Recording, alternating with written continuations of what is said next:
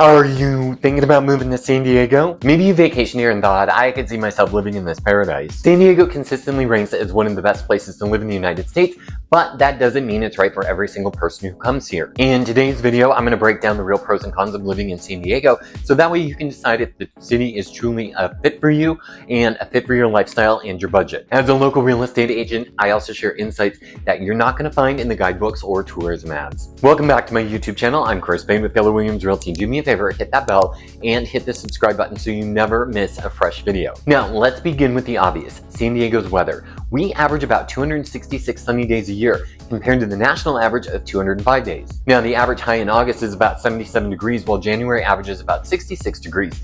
That means you don't need a heavy winter coat and you rarely need to blast any of the air conditioning. But this just isn't about the numbers. The mild climate shapes the way people actually live here. It encourages you to be outside year-round, whether it's surfing, hiking, running, or simply enjoying dinner on your patio. Now, this makes socializing easier and genuinely contributes to good physical and mental health. Locals are going to tell you about May gray and June gloom because it's a real thing. That's where mornings near the coast can be cloudy, but most days the sun burns off by the afternoon. Many residents actually enjoy the change since it gives them a break from the constant sunshine before the summer heat. One of San Diego's greatest strengths is the diversity in neighborhoods. This isn't a one-size-fits-all city. Each community has its own identity. If you're raising a family, neighborhoods like Carmel Valley, Poway are known for excellent schools and family-friendly amenities. Young professionals often gravitate towards North Park, South Park, which are full of unique craft breweries, coffee shops, and creative arts-driven culture. Beach lovers might choose Pacific Beach if they want the energy in the nightlife, while La Jolla gonna offer a more upscale, relaxed coastal lifestyle. Encinitas, it feels like a classic surf town, while East Village downtown, it has high-rises and condos, entertainment, and easy access to Petco Park if you're a Padres fan. The takeaway here is simple. You don't have to move to San Diego, but you move to a neighborhood that matches your lifestyle, your pace, and even your personality. That's part of the magic of this city. Now, living in San Diego means you are never going to run out of things to do. Take Balboa Park, for example. It's a perfect example. It's not just a park, it's home to 17 museums,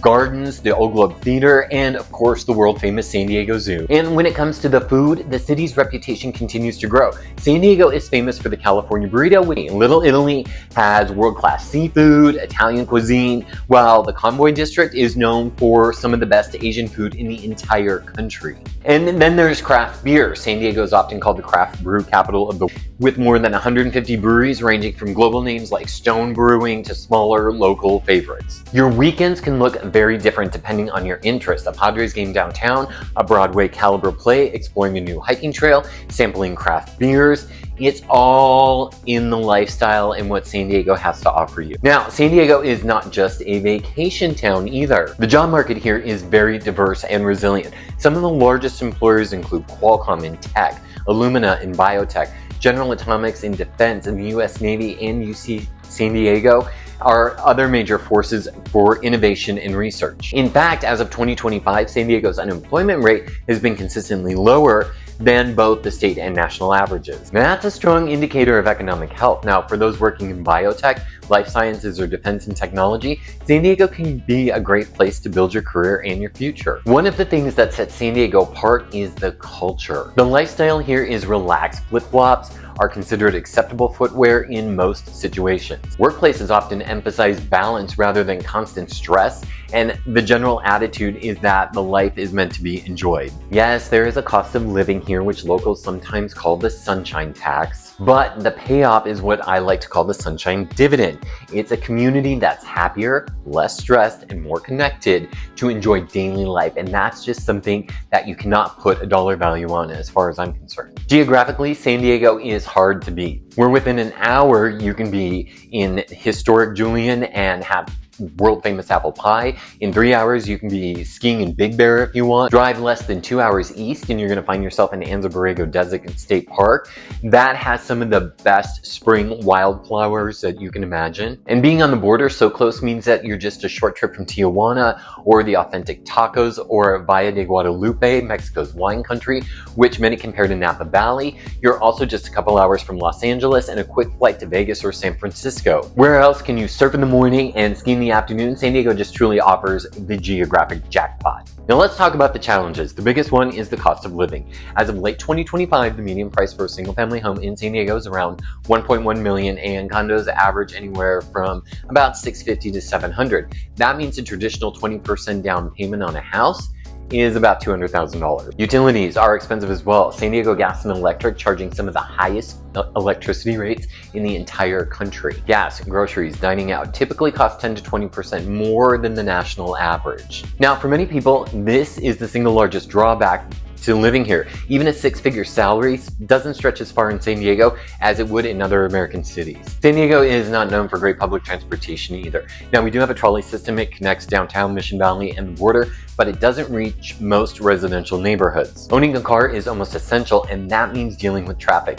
Commutes on I-5 through La Jolla, 805 Merge, and the I-15 through Miramar can easily add 30 to 45 minutes each way during peak hours. Parking is another challenge, particularly in beach communities, North Park, Little Italy, University Heights, where finding parking can feel like a competitive sport. California has one of the highest state income tax rates in the country. If you're a high earner, you can pay up to 13.3% in state income taxes. Now you're going to have to add in sales tax. That approaches about 8%, along with some of the highest gas taxes in the nation, and the total tax burden becomes significant. Property taxes are 1.25% of the purchase price of your home. Now, this is the part where people call it price in paradise. You need to carefully weigh your financial cost against your lifestyle and benefits to see if it's a right fit for you. Now, the housing market here, we're still in a seller's market, and it's one of the most competitive in the country. It's not uncommon for a home that is very well priced to receive multiple offers during its first weekend on the market, many of which are cash offers over asking. The rental market is equally challenging, with vacancy rates at about 3%. This means landlords can easily be selective,